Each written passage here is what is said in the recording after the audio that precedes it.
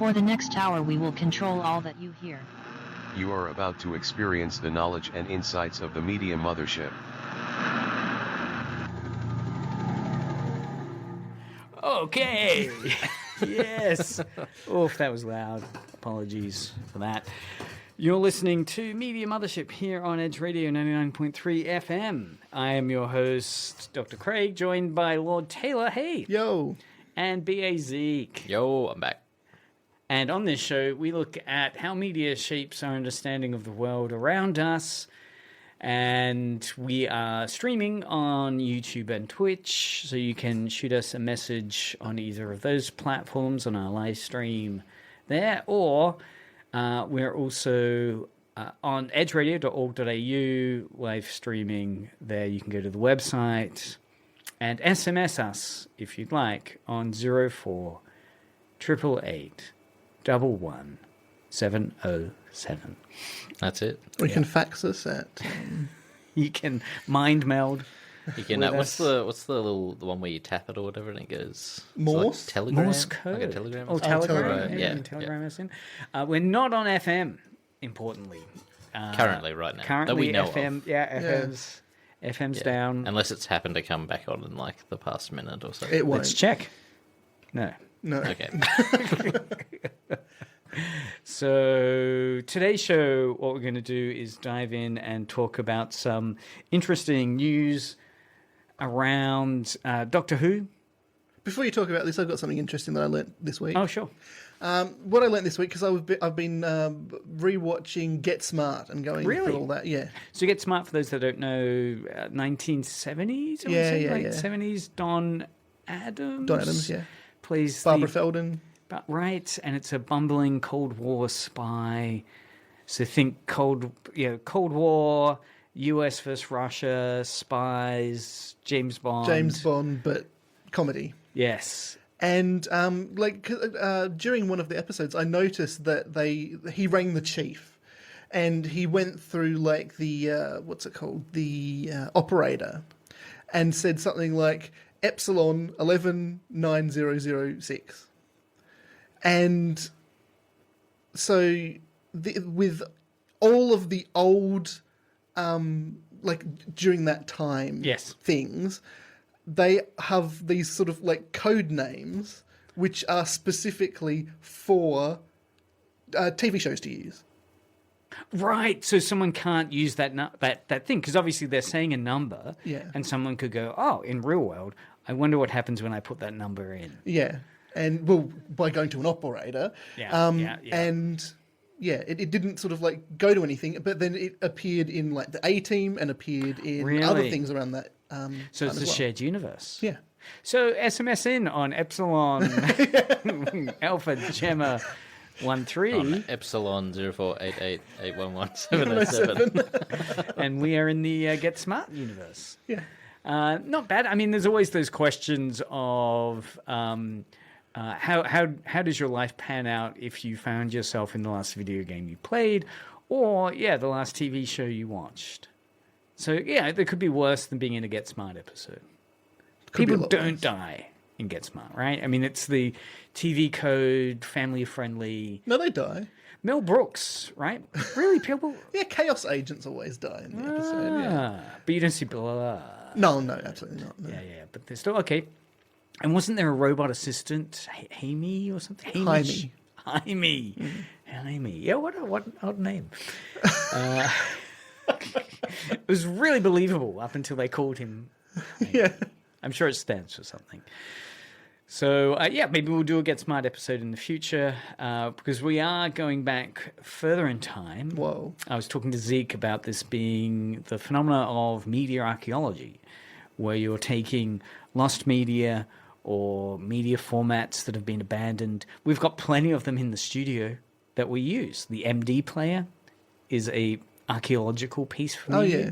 Right? All of the equipment we have at Edge Radio is an archaeological. The failure of our FM system is we're sending the archaeologists in to Acton Park to, like Raiders of the Lost Ark, right? They've got to excavate. Got to find the signal. Raiders of the Lost Ark. Put the little staff up as the sun comes around at the right spot to fix it.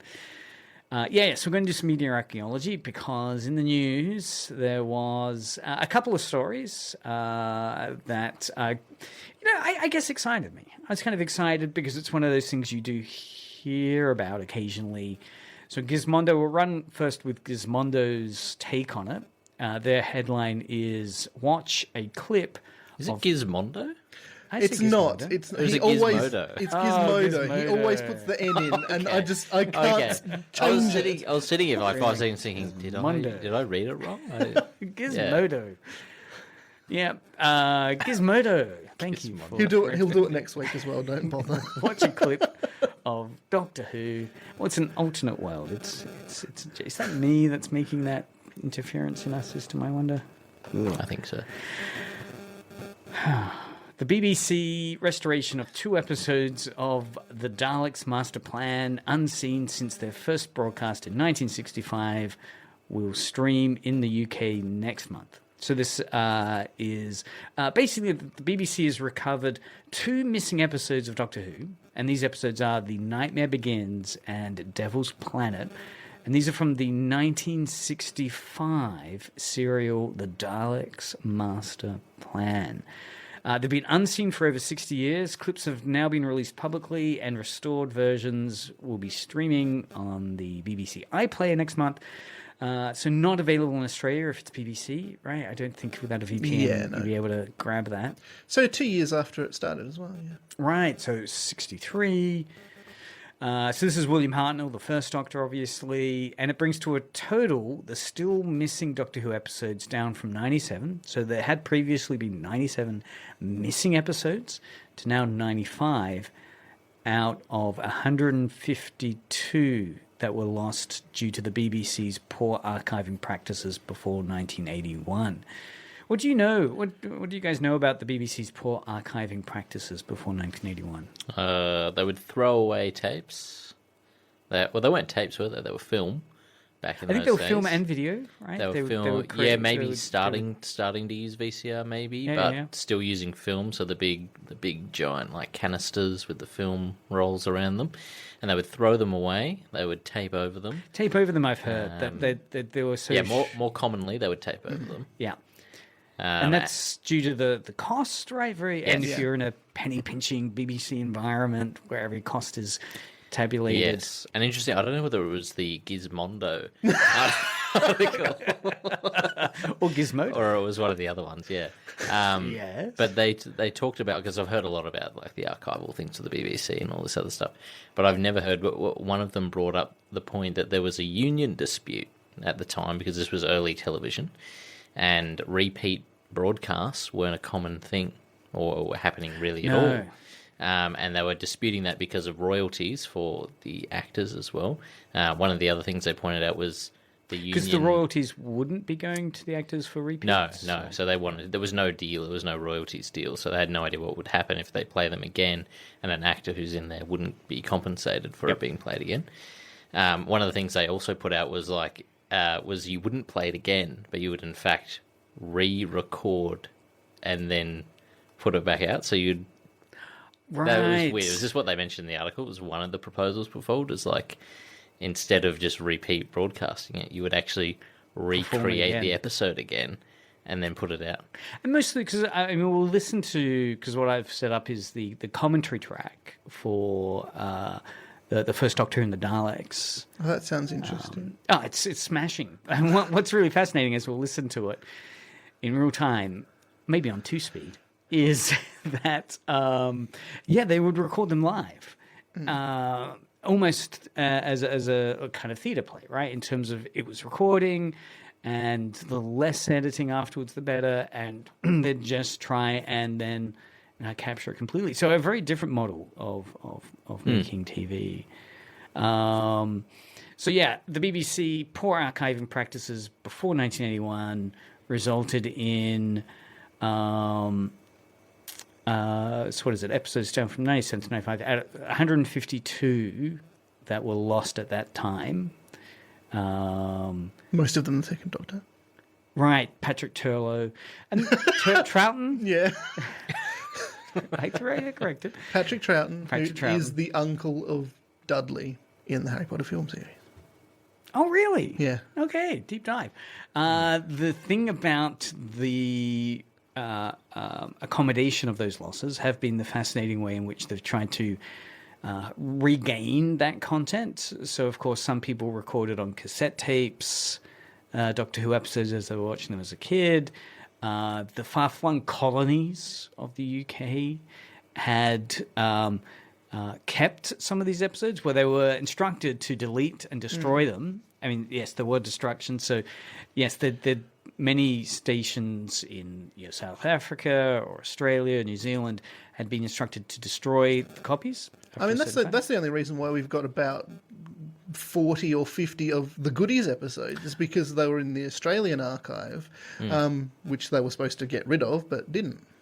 Yeah, and in this case, from what I remember in one of the articles, it was talking about it being it was an estate.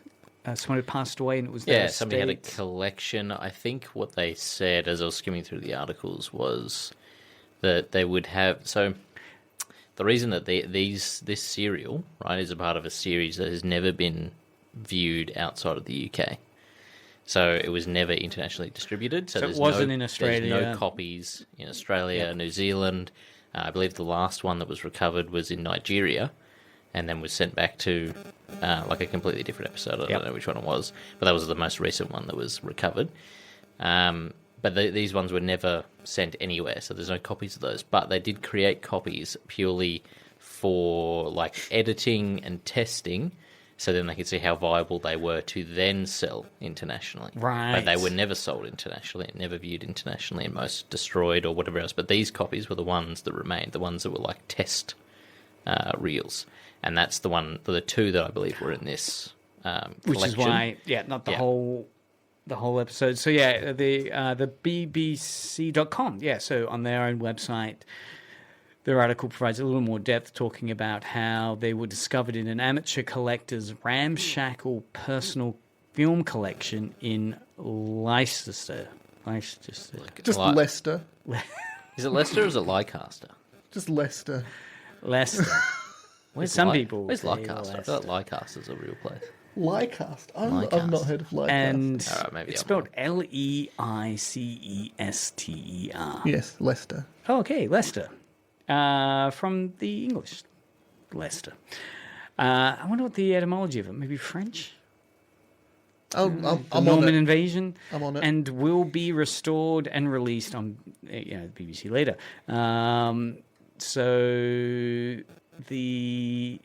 Then Den of Geek followed up with, it's the first major recovery since 2013. Let's listen to some of the episode. Yeah. Curious to hear. So this is... First time broadcast in Australia. the montage. So it's a montage. So there'll be some background music, and you'll hear some of the crackly static of the footage. So before we begin, the name Leicester originates from Old English meaning Roman fort. Really? So it goes back to that date. It's Roman.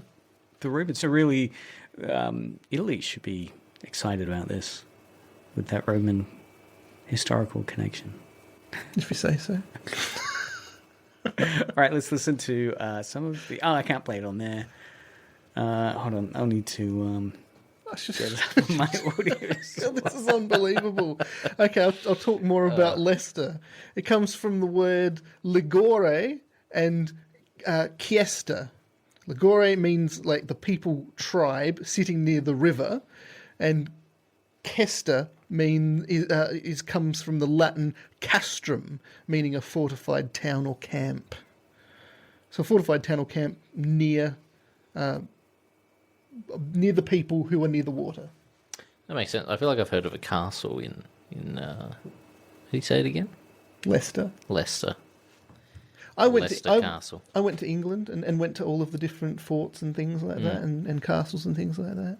And heaps of Roman stuff everywhere, really interesting. Went to one of those Roman baths, and so you could see how they did, because, Romans invented underfloor heating, and then it showed how they put the ducts through. Yeah. It's really interesting. Yeah.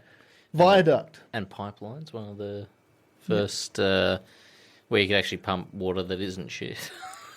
Brilliant. So I also went on a narrowboat in Wales over the highest viaduct in the world. Pretty good. It's pretty good. It's quite funny because, like, as you're piloting it, because you're like at the back with a tiller, and you're sort of like sitting up on this bench sort of thing, and like right here, next to my thigh, if you look down, it was just straight like a kilometre down drop. It was so freaky. I hate heights as well. I hated it. That would be terrifying. Wow. Hopefully something you won't hate is hearing this excerpt from the now newly discovered footage of Doctor Who. I believe... It's such a shame that it wasn't, what's it called? The Celestial Toymaker. That is one of the best ones. Because they have animated some of the other ones, right? So I know there was a... yeah, because they've got just the audio for quite a few Web of Fear or something, Web of Fear, yeah. right? Which has animated black and whites. And also style Dalek's of- Master Plan as well. Right. A couple of episodes of that have been animated. All right, well, let's... Oh my God. Hold on. You can't hold on the radio. Anyway, okay, we're gonna. Oh, There we go. I wonder where we are. So really crackly. All I have to do is to get through that jungle, and perhaps then I can get some help. So you can tell the quality. I must say it's a is- strange place to put a city. there's a lot of static. Yep. Keep absolutely still. What is it Interesting. you want? That is the voice key. of What the actor key? that played Give Lethbridge me that Stewart key or I'll kill you. Yeah. later.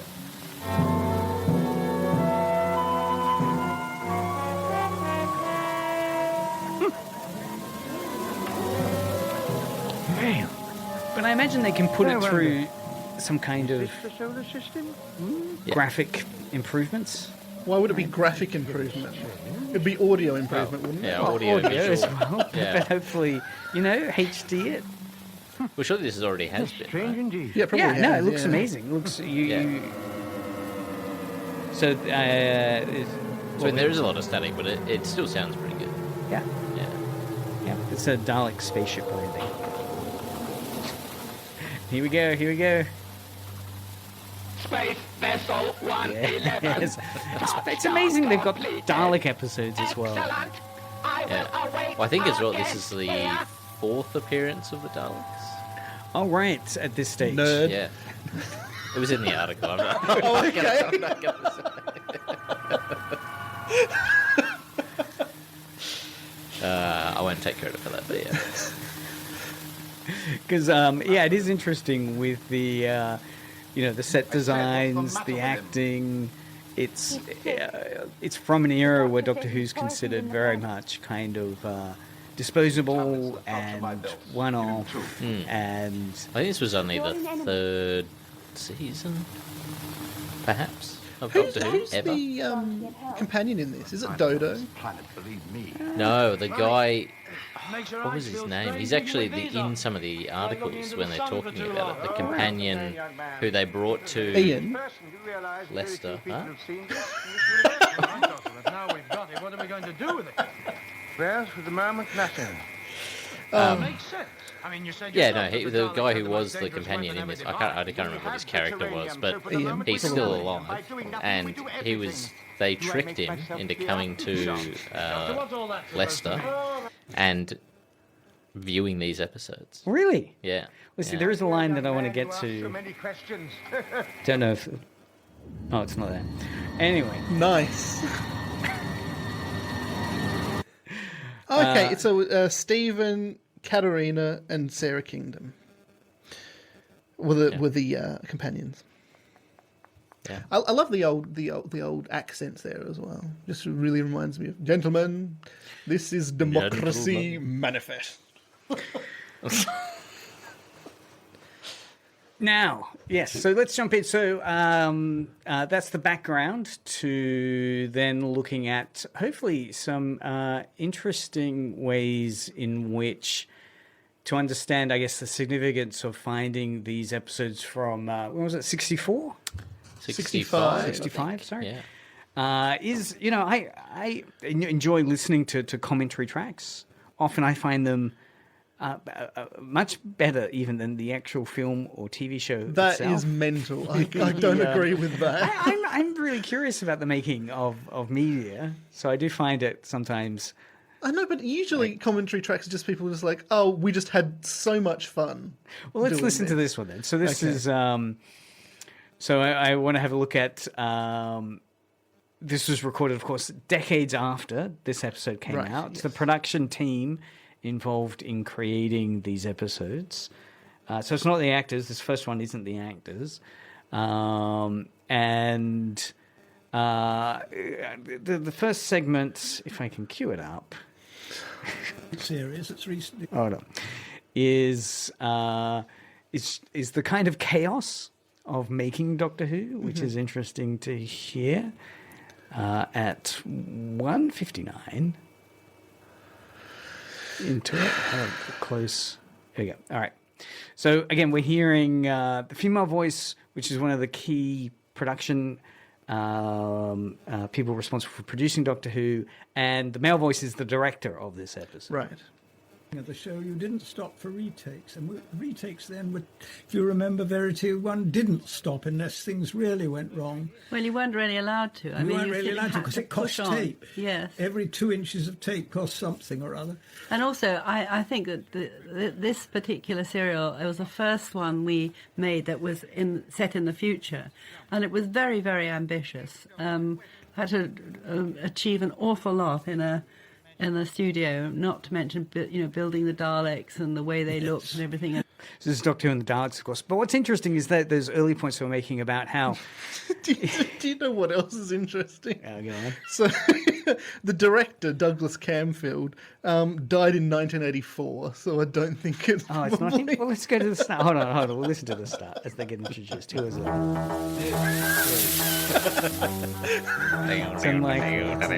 Here we go. This is going to get the YouTube. I was hoping that. Rachel Lambert, and the episode. Hello, and welcome to the second episode of this very first Dalek story called The Survivors. I'm Gary Russell, and joining me for this commentary is producer Verity Lambert and the episode's director Christopher Barry. Christopher Barry. There you go. Christopher Barry. Christopher Barry. Well, that might be just that episode's Might director. be, yeah. So the other Wikipedia has done me wrong. Let's update that. What's interesting again, talking about how they couldn't stop the filming unless something really disastrously bad went wrong. If they fluffed the lines, because there are a couple of the episodes that they've just discovered. There's a great scene where they're wearing these night vision goggles, and they take them off, but William Hartnell's hair gets partially pulled, so you can see this weird out of shape in the hair, because he must have Brillo or something, so it sticks up at a weird angle. Yeah. And I'm just thinking, this is exactly what's happened. They couldn't stop and say, William, you've pulled your hair up in an odd angle now because of the way you took it. We're going to shoot it again. They just kept filming it because, as he's saying, they weren't allowed because the cost of the tape was so expensive that for them to say, okay, we'll scrap that, go again. No, but for the editing, then they would have also had, if they went in, they would have to cut out, actually physically, cut out sections and then tape it back together. Yes. Yeah. The time, the labor, the effort, it all multiplies, I guess, costs around it. So that really stood out. But this isn't obviously, if the BBC was treating Doctor Who as prestige TV, as the premier TV, they would, I assume, absorb that. But it's another example of how lowly valued the BBC saw Doctor Who at that time, that it's like you've got no budget, you're not going to use much tape, you're just going to get it pumped out. And I enjoy watching those early episodes still. I love classic Who. And I think, that artistic kind of, it's not perfect. It's really rough. There are boom shot shadows. As they're doing the commentary, the producer is constantly ribbing the director about, there's a boom shadow. Yeah, I know. I watched it this morning, and I was just mortified at the number of boom shadows. Something endearing about it now, though, isn't it? Yeah. About how how real it is compared to how like unmanufactured it is compared to things nowadays. If you're worried about being a perfectionist, it really helps release that fear because you've just got to get it done. And it's really funny how you pretty much don't see it until it's pointed out to you as well. Yeah, look, I mean, I wouldn't necessarily have. When I saw the weird hair tug, I was thinking, okay, that's odd, but I hadn't seen the boom shadows until they were pulling it out. But neither would I rationalize it by saying, "Wow, it's the director was probably given really explicit instructions." It sorry. But I was gonna say also with his like hair coming out and everything. I mean, that's just also a testament to how we're trained as an audience now. Yeah, that like everything has to be so perfect. Like the characters always look immaculate.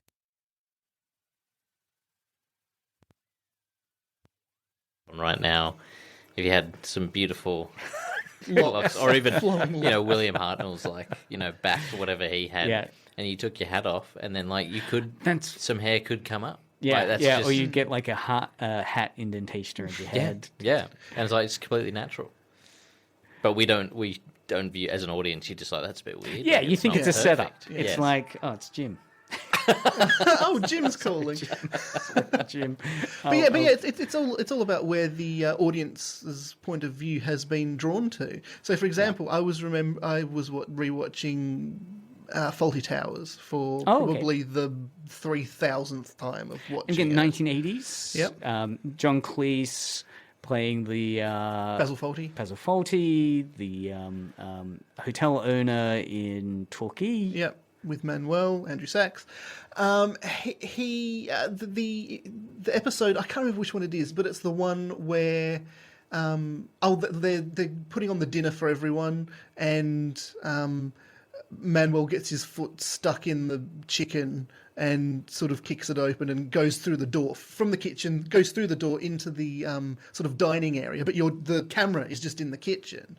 And I was rewatching it, and just for some reason, I decided to look not where the action was being drawing me to, and actually just looking behind the door as it swung open. And there was a guy just crouched there who just opens the door like that, and you can actually just see him there. He's in shot. Yeah, completely in the center of the shot. Wow, yeah, and it is the effective control of the human mind's concentration. Like you watch that YouTube of passing the basketballs with three people, and then the question is, did you see the monkey come in the middle? Yeah, and it's like, no. Yeah, equally clever directors know what they can get away with, and sleight of hands, being able to focus, like a magician does, effectively, the concentration.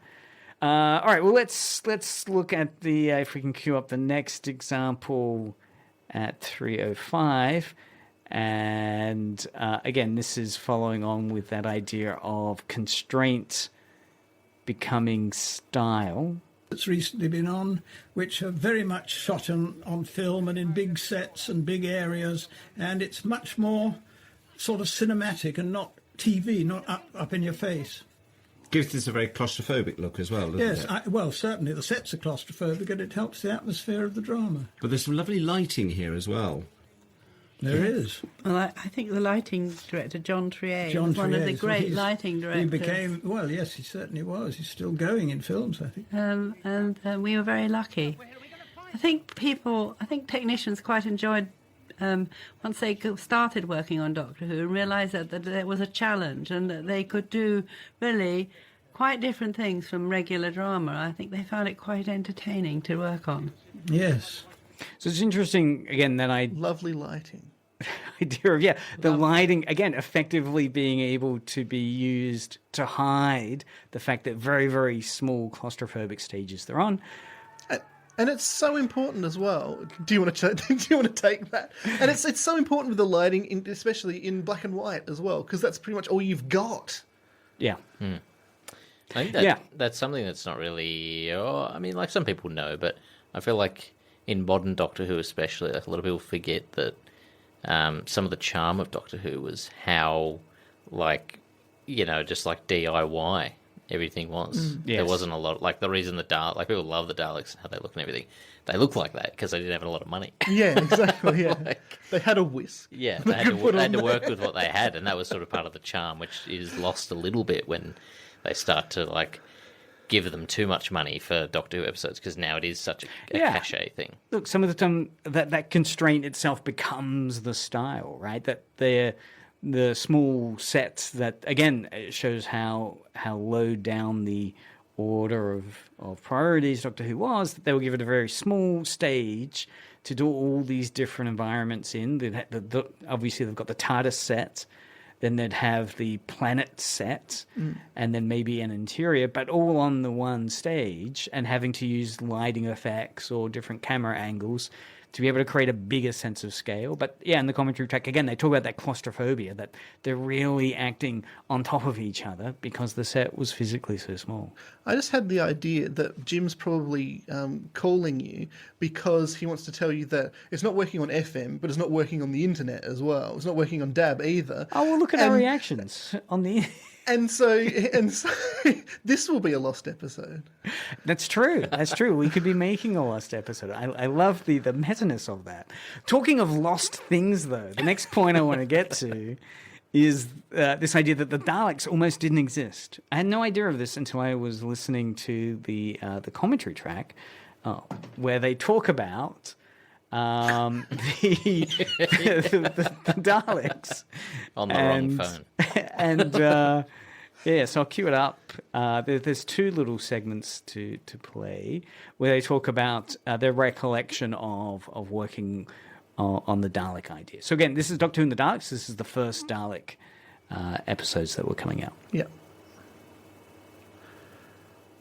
Yep. Nice. Yep. Good start. That's true. That's true. Certainly the first big arc that had the Daleks in it. Daleks there we go. screen. Called Called David and I in and said, "This is absolutely terrible. I don't want you to make it. What else have you got?" Well, the fact was we didn't have anything else. Had we had something else, I don't think the Daleks would have ever hit the screen. Yeah, so there she's recounting the initial pitch and saying, actually, I'll go back. It's worth listening to. Well, yes, he certainly was. He's still going in films, I think. And we were very lucky. I think technicians quite enjoyed once they started working on Doctor Who and realised that there was a challenge. I could skip ahead, but I'll miss it. Really, quite different things from regular drama. I think they found it quite entertaining to work on. Yeah, it's coming. Yes.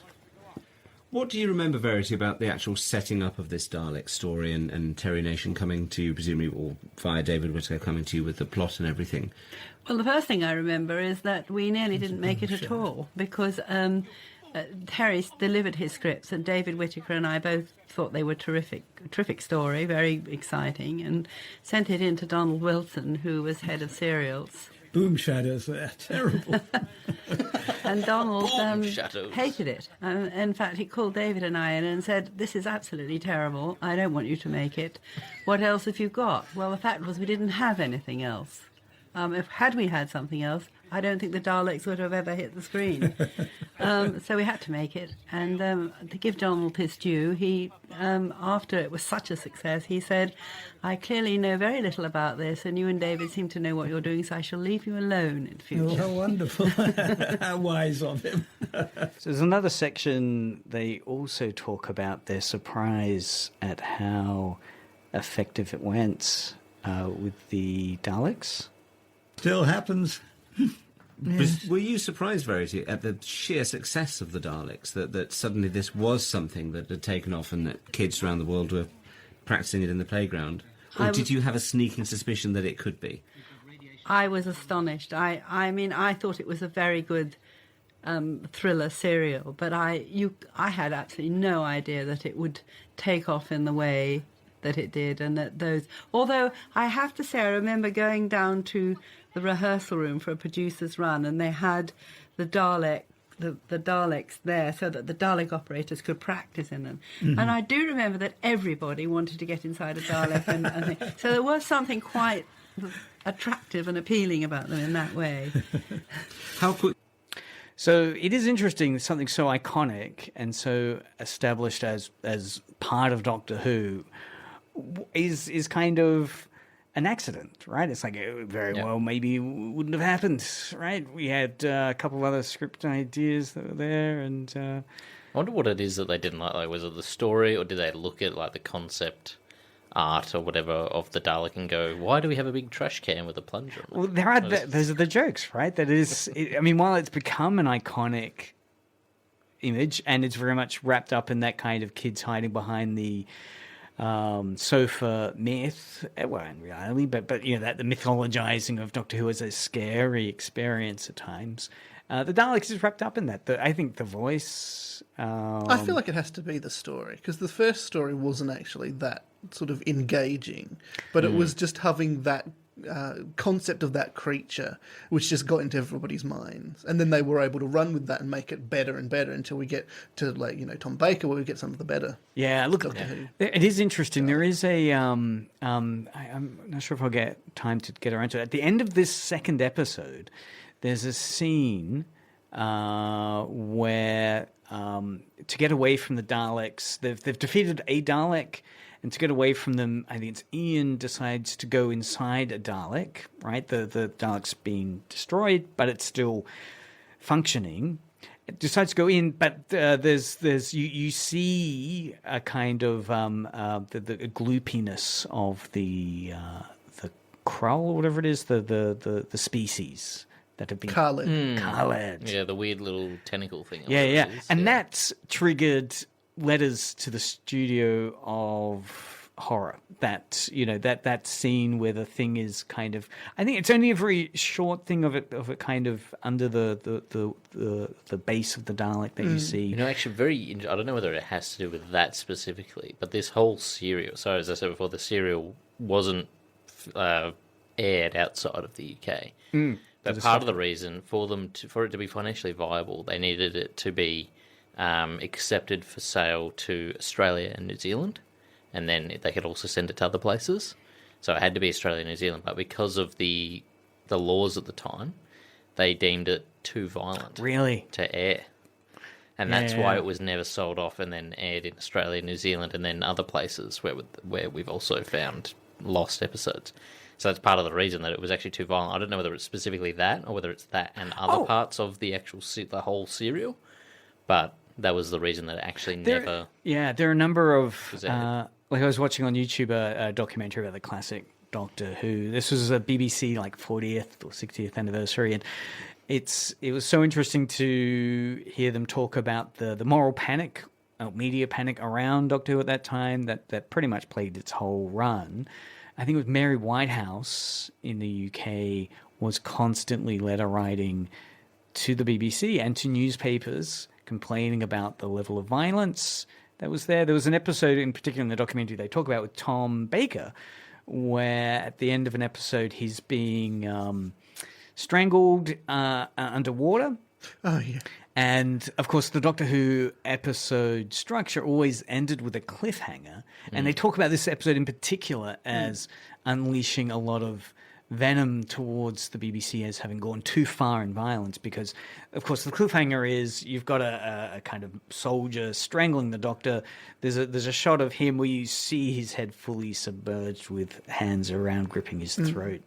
And then, of course, that's the cliffhanger. Right, you just hear the theme song kick up, and then it cuts to a remembrance of a kid, an adult now, talking about when he was a kid watching that. Yes, that stayed with him for the whole week. That's what you had as your worry. How is the Doctor going to get out of this very violent attack? But it's funny because really, it doesn't seem actually that violent, really. And if you look at anything to do with Doctor Who, compared to what we see now, it doesn't seem. Yeah, that's the point, because violence has sort of exponentially grown, and what's able to be. So I was looking at classifications and how classifications work, and so you've got. I think I've got one and it's like Bruce Lee or something like that, House of the Dragon Fist or something. I don't know what it's called, something like that. When it came out in Australia, it was rated R. It was R-rated. Yes. It has been re-rated now as PG. So going from R to PG.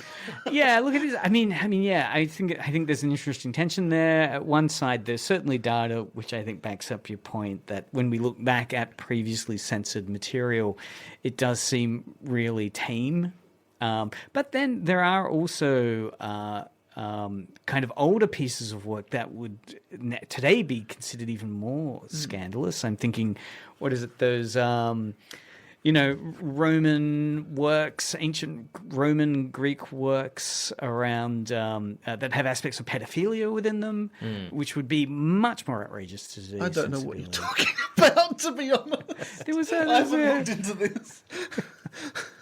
The next section I want to get to, moving on, is moving quickly along. Memory is unreliable. So it is interesting when you're listening to commentary tracks. I mean, again.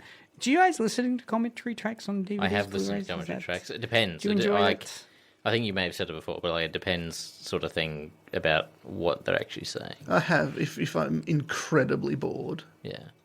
I won't do it for everything, but I'll do it for something that I'd really like to go deep in. Yeah. For example, Lord of the Rings. I've listened to all of the commentary tracks on that one.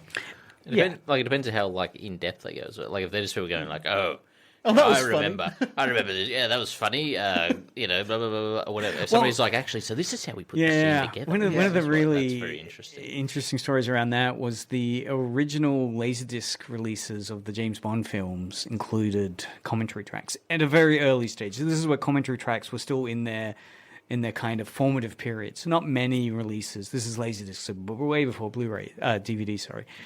So the commentary track genre, an idea, an expectation of what you do in a commentary track hadn't been established, and so these are banned, right? These laser discs got pulled and destroyed as a result of the commentary tracks because they're involving the directors and production team basically slagging off all the other actors and stuff, like really talking out of shop, right? And there's casual racism, there's just horrid, revelations of, well, not really surprising, maybe, if you hear some of the rumors around Sean Connery's behavior. But yeah, just calling out his womanizing, the affairs that they will have that were occurring there. If you got one of these in your home library, please send it to Edge Radio. You can on Blu-ray. On YouTube. There's Blu-ray. on Blu-ray. There are excerpts. You can get commentary tracks streaming live to you on Blu-ray. The commentary tracks can be really fascinating through those revelations, because sometimes they're very, I agree, very pad and very kind of ho hum. There's hilarious ones. I've done a commentary track. Really, you've been. Say more. Was that for the show that you were a part of? No, this was IMDb. Not for the IMDb one. This was for a just sort of like an audience recording of Macbeth.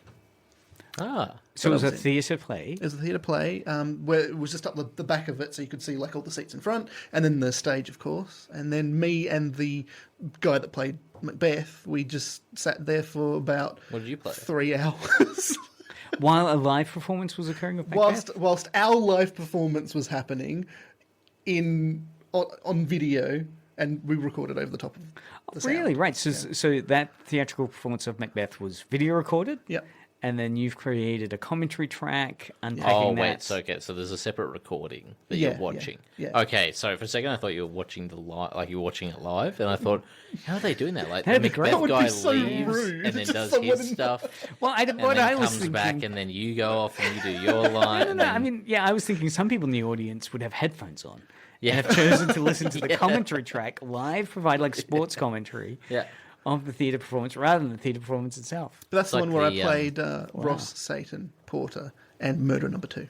Murderer Number 2? Yeah. It's like the Muppets, if you had the real life That's Muppet, right. they're sitting up in the, Woodrow in the thing. Yeah. What do you mean real life Muppets? Well, you know what I mean.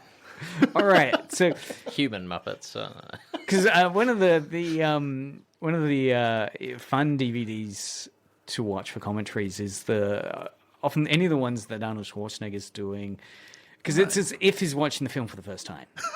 He's talking about, this is where my character picks up the gun, and look at him here. He's talking about, he's basically just explaining what you're watching on the movie. But it's as if he's seeing it for the first time. It's all very hilarious. And this is, in this commentary track, I've enjoyed moments, I'll play some examples here, where they don't remember what's happening. So it's like the audio description version. It's Yeah, just I don't remember this at all, don't remember doing this. So here's one quick example of it. Yeah. It's so bad. It's not bad. It's just struggling. It's just how is it struggling every time? Maybe it's the But connection. it's him. Maybe it's He the connection. is this factor.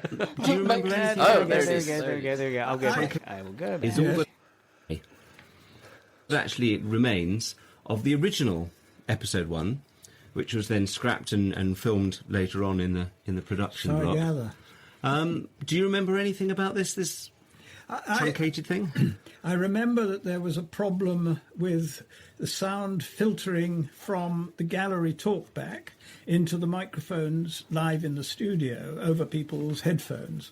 And the result was that people were hearing this in the studio, and it was being picked up, of course. And it was completely destroying the atmosphere of the scene. It was totally theatrical at once. So what they're talking about there was a moment where they had to, somewhat what you were saying at the start there, Zeke, where they filmed it, then they watched it back later and realized it was unusable because they were getting audio fed back from a mistake which had happened in the live recording of it.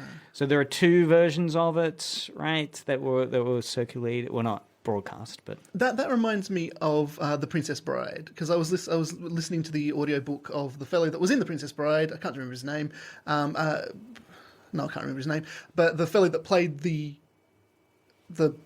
not the prince, the what's his name? Jeffrey? The Princess Bride?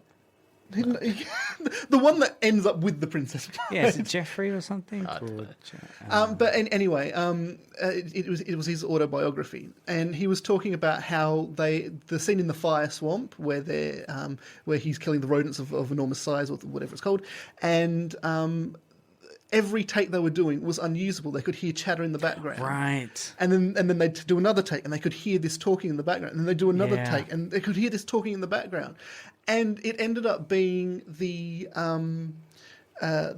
writer of the Princess Bride book who was there on the scene to sort of like see what was happening, because he really wanted to be involved in it. It was his sort of passion project. And he was crouched behind a rock praying that it would go well. Really? Yes. Yeah, yes, it's similar to what's being described there in terms of they were constantly picking up audio and then having to... So Wesley. Wesley. It is Wesley. I meant the actual actor's name, but I can't remember. Oh, Carrie Elwes? Carrie Elwes, yeah. Yeah, there we go. Yes, so there's another example here of memory being unreliable. Radiation sickness, because I knew very little about it, and I don't remember doing any research at all about how they should react for it. So whether it is accurate as to how radiation sickness does hit one, I don't know. Do you know, Verity? Did it feel all right to you? I was hoping that Terry had done some research. I'm sure David did find out a few things. We did try. I think all the way through Doctor Who to try to be authentic and real. I mean, that was the one thing that I think was absolutely a rule that I laid down there, that nobody had to send it up. Everybody had to play it for real, and we had to try and be as authentic as possible. That's a rule I stuck with throughout all my productions of Doctor Who, and I was very sad to see that aspect disappearing later. It did, I think, in later episodes. Yeah. I think what they're talking about there is that shift from the initial kind of mantra or mission plan for Doctor Who, which was an educational basis, that you're going to learn things about history, and if there was any... Because it's even though it's science fiction, it's still kind of like a science education show, which is partially. The start of that discussion was radiation. So, of course, the Dalek episodes are set on Skaro, which is a post-nuclear kind of wasteland planet, and the idea that this is a attempt to survive in a kind of radiated environment, and talk about how they represented that within the TV show. Partially, again, how authentic is that? Who did the research? The director may not have. Maybe Terry. It is quite ironic that they're talking about that, and the guy's like, I didn't actually look up how this actually worked. I just did my best. But I think, yes, and then he goes on to say, what's really important is the authenticity, and again, many people do point to a shift that happens in Doctor Who as it moves a little away from those historical episodes to more speculative fantasy. As they start doing actual, like, alien worlds and all this other stuff. Yes. Yeah, because I suppose a lot of the original, because as well, with the limitations they had, a lot of the original episodes were just, we go back to medieval history. That's right. And, like, stuff you had, like the Aztecs, Marco Polo, Crusaders, all... The Web Planet.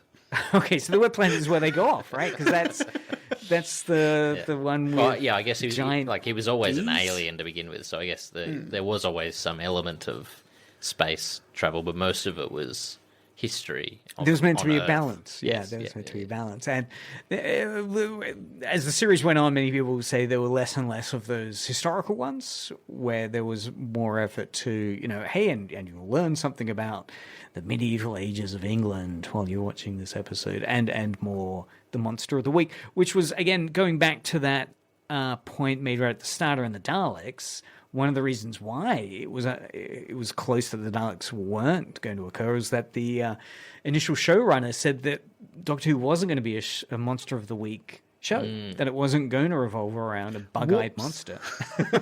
Which is why she was saying, the Daleks could have been rejected, but at the time they had no other options, right? There was nothing else that they'd been able to organize for scripting. That was what was on the schedule. So if the Daleks hadn't been chosen, there wouldn't have been episodes. So it did guarantee that Dalek would happen, but it did come in contrast to the fact that Doctor Who initially wasn't meant to be a Monster of the Week, bug-eyed monster series. So worth listening. I quite enjoy these commentary tracks from the Doctor Who stuff in particular. You're a Doctor Who fan? Do the DVD commentary tracks ever? No. Because you do the audio books, you've gotten to the broader universe of Doctor Who. Of course. But that is because Paul McGann is such a good actor. Who's very much a forgotten Doctor, right? Paul McGann is the kind of black sheep Doctor that only appeared in the movie, that was pitched to the US, that was meant to be the big... absolutely terrible rebirth. because of that. What are the audiobooks like? Do they fulfill somewhat the promise that fans were hoping for? Oh, yeah, absolutely. And go further beyond any of the modern sort of Doctor Who, I would in say. terms of their... The modern. So there's like the Christopher Eccleston onwards. Because it does have a sense of all you can have is story. You can't have filler in an audio adventure. Yeah, which I think is one of the things which can make classic Doctor Who a real trial to watch, where they've got 5-6 episodes, was like an hour, 40 minutes, 30 minutes, something like that. Yeah, and they do really stretch out in certain moments, trying to fill that airtime. But of course, one of the best Doctor Who adventures is Scherzo, which is completely where the Doctor and his companion are blind. And this is the audio adventure. Yeah, and so they can only communicate through audio sorts of things. And so there's a monster there, a monster of not... There's no visuals to the monster.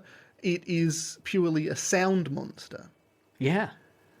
Do they touch the monster? Or are they going to be like, I'm not going to give away too much about it, but basically it's a monster. It's a sound monster that starts to evolve, and then they have to evolve as well, and so they have to evolve. It's like this show. Yeah. Come together and become the same organism in order to out-evolve this sound monster. And that's audio. The power of audio. Power of audio compels you. Yeah. You just have to, if you guys are interested, go and watch it yourself. So what's that called? Scherzo. Listen to it. Scherzo. Scherzo, yeah. Scherzo. That's Media Mothership for another week. Next week, we're going to dive into the world of Japanese cosplay and cat ears with local University of Tasmania expert Emerald King and PhD student Ashley Romenga. So listen in then. We're also going to be talking about the big cosplay event, which Emerald is organising. Thank you, Lord Taylor. Any You're welcome. other thoughts about Doctor Who? No. You watching, engaging? I mean, you can't really get Doctor Who at the moment. I mean, I was talking with Katie, one of the volunteers here, and she was saying, because she's like 20, and she wanted to watch some of the classic episodes, but at the moment, because Doctor Who's no longer with Disney, there's... Oh, they're no longer with Disney. That's yeah, right. absolutely. Is that over? No. Yeah. It fell apart last year. It shows you how well I... Yeah, because they did it to go to the US audience, and then the US audience actually doesn't want it to be targeted to the US audience. They actually like it because it's part of the UK sort of thing. Imagine. So at the moment, it's left the rights of Doctor Who back with the BBC. But again, there's nothing locally to engage with. You can't access the BBC. Russell T Davies, he needs to go. Wow. He needs to go. Taylor does not reflect I do not the like opinion him. of Edge Radio. I do not like him, and I never have liked him. Well, the whole reason why they brought in the other fellow that did the Sherlock one was because he couldn't do it properly. And so they said, we'll bring this new fellow in. And now they've given it back to him, and now it's gone to rubbish again. Didn't Stephen Moffat do... Moffat, that's his name, yeah. Didn't he do... What was his name? Matt Smith. Yes. Isn't he Matt Smith onwards? Yes. Yeah, see, I don't really like the ones from Matt Smith onwards. Oh, you... David Tennant, Travis... Christopher Eccleston. What we're seeing here, ladies and gentlemen, is... Prime Doctor Who. I'm going to punch this man. This is the other thing. This is the other thing about Doctor Who, of course, the fandom. The fandom. So SMS it now with your opinions as we're ending the show as to Doctor Who. Keep listening, though, to more cool tunes, not on FM at the moment, possibly, hopefully soon. You don't know that. We don't know that. Good night, Australia. Keep up to date on our socials at Edge Radio 993 FM.